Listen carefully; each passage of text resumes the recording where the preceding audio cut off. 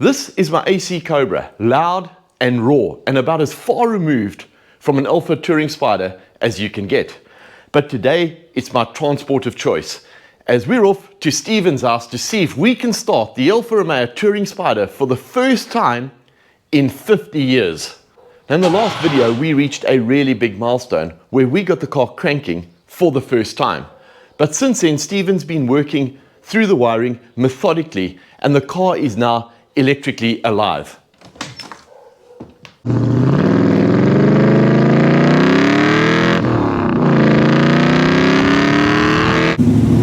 Now to recap, my Alfa Romeo Touring Spider project is a car that has not run since 1975. Now I bought that car 13 years ago and what followed was a full nut and bolt restoration.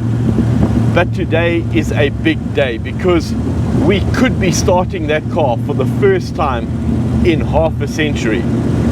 So hopefully we're about to witness something incredibly special. Let's go and wake up that Alfa Romeo that's been asleep for the last 50 years. So here we are parked up at Stephen's house, and I have to say the two Cobras do look pretty good standing together. But we're here for the Alfa Romeo Touring Spider. Now Stephen's been hard at work finishing off the wiring at the front end of the car. The engine bay wiring, headlights, horn, the lot, all the stuff that needs to be right before we can finally fit the radiator.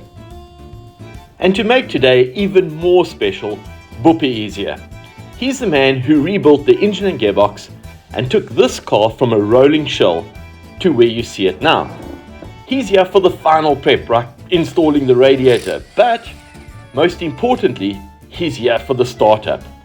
So fingers crossed, today will be a very good day. So the first job is to remove the front left wheel. This gives us access to fit the heater box properly. Up until now, it's only been sitting loosely in place, so Stephen could run all the wiring through the front of the car. But it can't stay like that. The heater box needs to be fully installed because the water hoses from the radiator run through it. Now space in here is incredibly tight and everything has to go in at exactly the right angle. So Boepie lines up the heater box, bolts it into position and then fits the water hoses. It's one of those jobs that's all about access and accuracy, and once it's done it clears the way for the next stage of the build, fitting the radiator. Now this radiator is actually original to the car. I sent it away a few years ago when the fuel tank went in for cleaning and painting, and at the same time I had the radiator checked over. They pressure tested it, checked the core and told me it was still perfect as original. No leaks, no issues at all, so there was no need for a recall. All they did in the end was paint it and send it back. So now it finally goes back in where it belongs. We fit new mounting rubbers, carefully drop it into place, line everything up and bolt it in.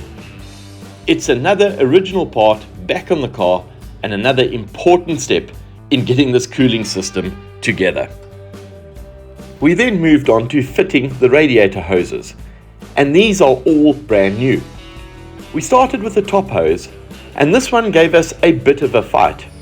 It's very long, and we tried a few different ways to get it to sit properly, but it was just too much length in it.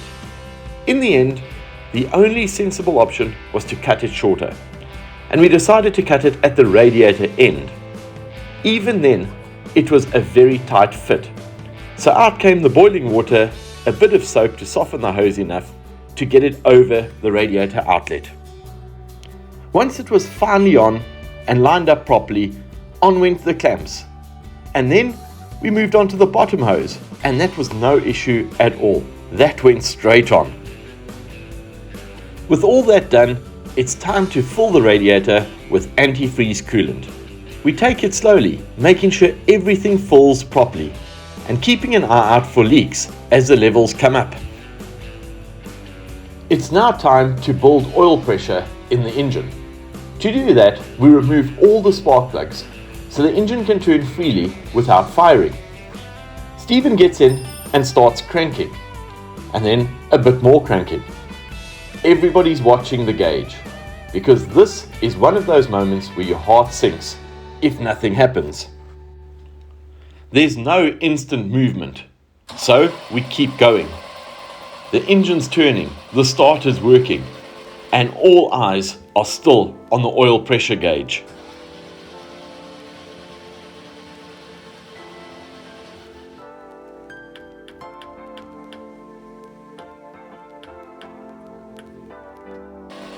And then, after a few more seconds, it happens.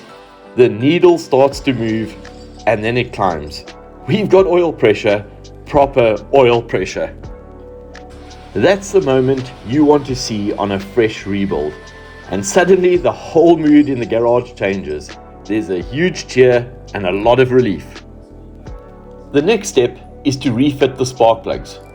Once they're back in, we move on to setting the timing. This is done using a multimeter, carefully getting everything lined up so the ignition system is exactly where it needs to be. After that, it's time to move to prime the fuel system. We check the lines, make sure the fuel is getting through properly, and keeping a close eye on everything as the pressure builds.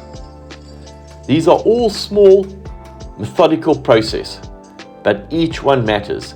Everything is checked, double-checked, and done properly. At this point, the engine has oil pressure, ignition timing is set, fuel is primed, and we're now ready to start the engine for the very first time.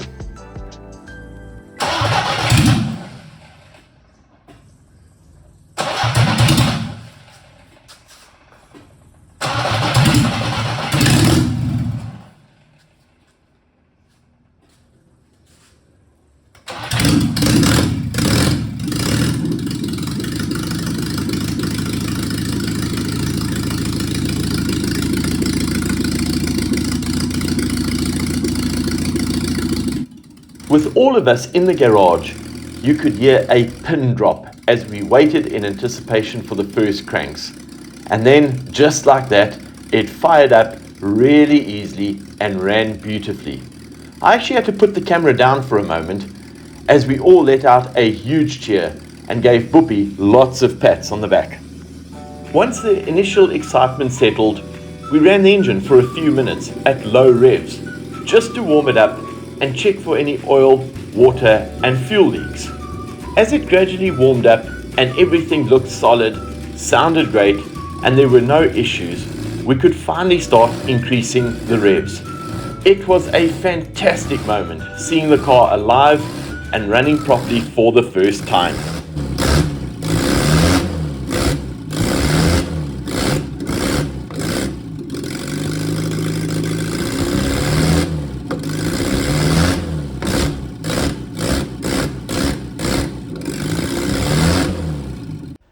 And I couldn't resist seeing if I could sneak in a quick drive, but the clutch pedal needed a bit of adjustment, so we couldn't get it into gear. But that's a job for another day.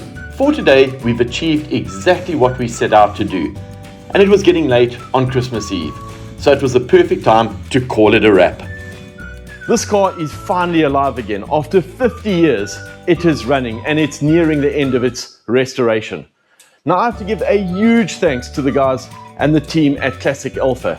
They have been a real big help in getting this car back to where it needs to be. They've supplied pallets of parts, second-hand parts, when almost everything was missing.